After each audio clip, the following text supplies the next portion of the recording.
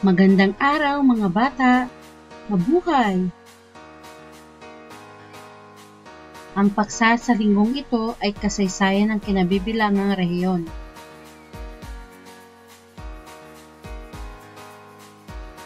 Ang layunin natin ay nasusuri ang kasaysayan ng kinabibilangang rehiyon at naipaliliwanag ang mga pangyayaring naganap sa kinabibilangang rehiyon.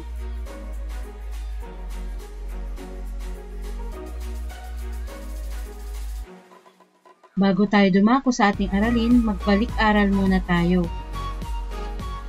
Panuto, pagtambalin ang mga sanhi at bunga na ginagawa ng mga tao sa kapaligiran. 1. Pagtatapon ng basura sa ilog. 2. Pagsunog ng damo sa kagubatan. 3. Pagputol ng malaking puno sa kagubatan. 4. Pagtapon ng mga lason at kemikal sa lupa. At 5. Pagbabaon ng mga tuyong dahon, damo at papel sa lupa.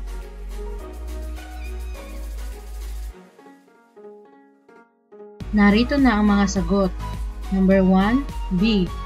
Pagtatapon ng basura sa ilog, ang bunga ay nalalason ng mga isda. Number 2, ang sagot ay C. Pagsunog ng damo sa kagubatan, ang bunga ay namamatay ang maliliit na mga halaman at puno. 3. D. Pagputol ng malaking puno sa kagubatan, ang bunga ay gumuguho ang lupa sa bundok. 4. E. Pagtapon ng mga lason at kemikal sa lupa, ang bunga ay hindi tumutubo ang mga halaman sa kalupaan. At 5. Ang pagbabaon ng mga tuyong dahon, damo at papel sa lupa, ang bunga ay tumataba ang lupa. Ngayon ay pagmasdan ang nasa larawan. Ano ang nasa larawan? Tama! Ito ay mapa ng NCR o ng National Capital Region. Paano ba nabuo ang National Capital Region o NCR? Alamin natin ang kwento ng NCR. Handa na ba kayo makinig mga bata? Tara, magbalik kasaysayan tayo. Paano nabuo ang NCR? Ang National Capital Region, NCR, o Pambansang Punong Rehiyon ay tinatawag ding Kalakhang Maynila o Metro Manila. Ayon sa kasaysayan, ang NCR ay nagmula sa isang maliit na pamayanan na pinamumunuan ni Ra Sulaiman. Siya ang pinuno ng Maynila nang matuklasan ito ng mga Kastila. Ito ay isang komunidad ng mga Muslim nang matuklasan ng mga Kastila. Nang masakop tayo ng mga Kastila, inilipat nila sa Maynila ang kapital ng Pilipinas mula sa lalawigan ng Cebu. Nakontrol ng mga Kastila ang Maynila sa loob ng 327 taon.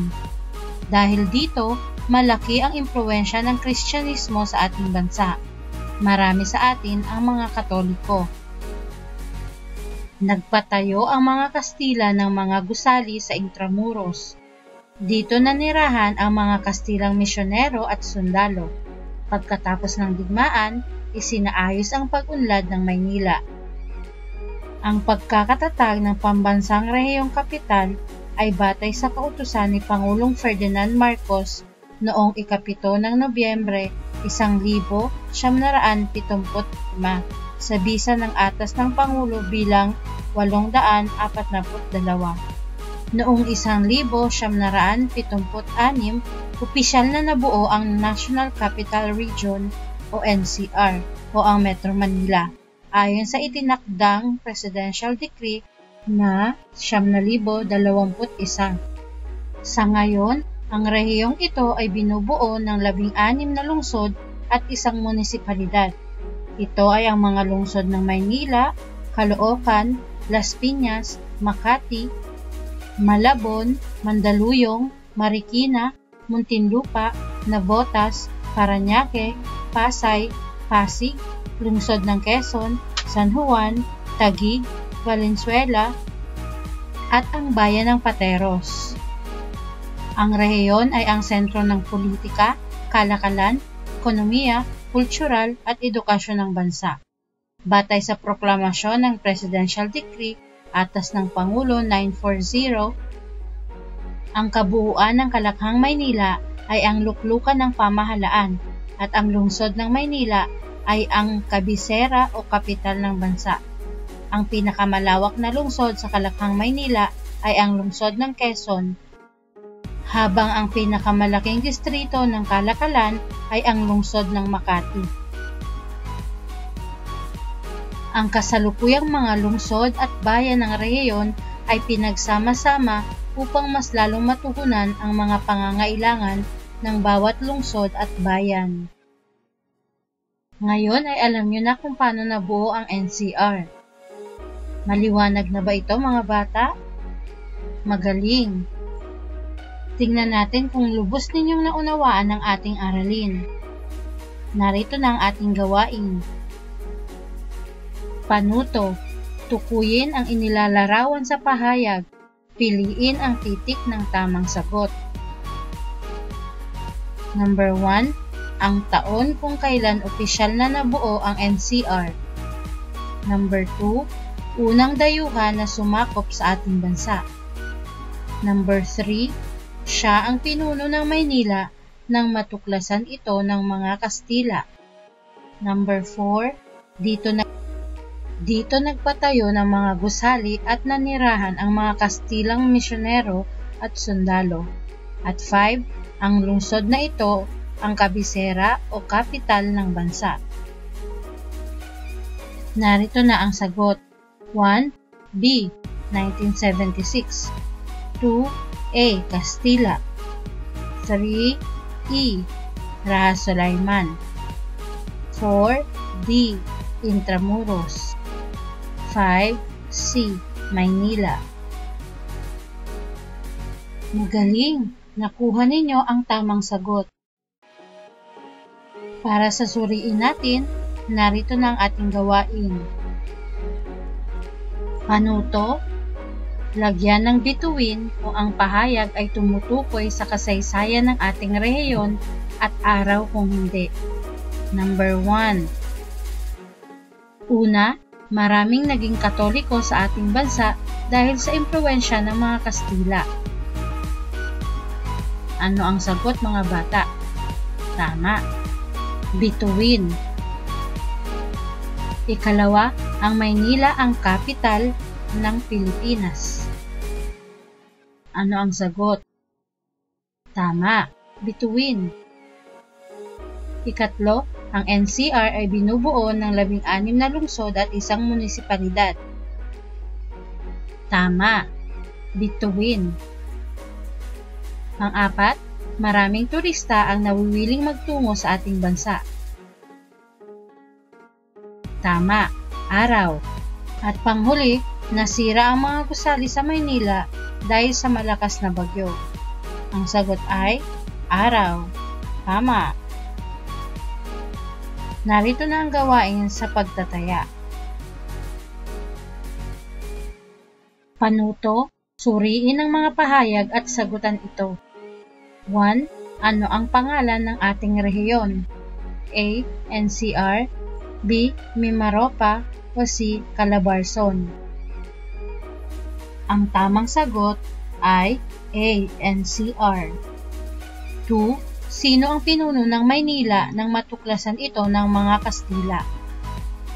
A. Emilio Aguinaldo. B. Jose Rizal. C. Raha Sulaiman. Ang tamang sagot ay C. Raha Sulaiman. 3. Sinong dayuhan ang unang sumakop sa ating bansa? A. Hapon. B. Kastila o C. Amerikano. Ang sagot ay B. Kastila. 4. Bakit mahalagang malaman at matutunan ang kasaysayan ng rehiyon? A. Dahil nalalaman natin ang magagandang tanawin at lugar sa ating rehiyon. B. Dahil malaking tulong ito sa pagkilala at pagmamalaki sa ating rehiyon. C. Dahil nakikilala natin ang mga sikat na tao sa ating rehiyon. Ano ang tamang sagot? Tama. B. Dahil malaking tulong ito sa pagkilala sa ating rehiyon. 5.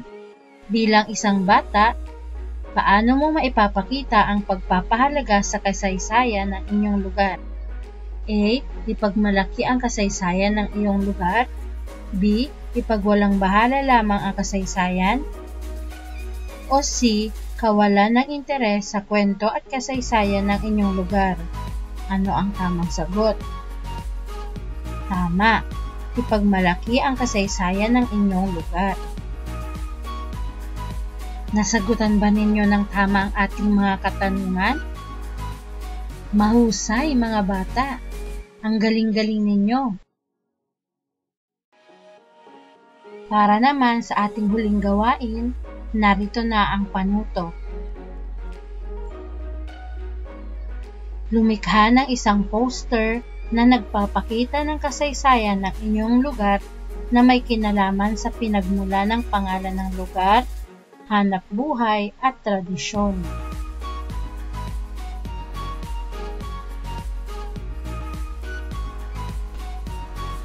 Hanggang dito na lamang ang ating aralin. Sana ay marami kayong natutunan. Sana ay natuwa kayo sa pagbabalik kasaysayan natin. Maraming salamat mga bata. Hanggang sa muli nating pagkikita. Paalam!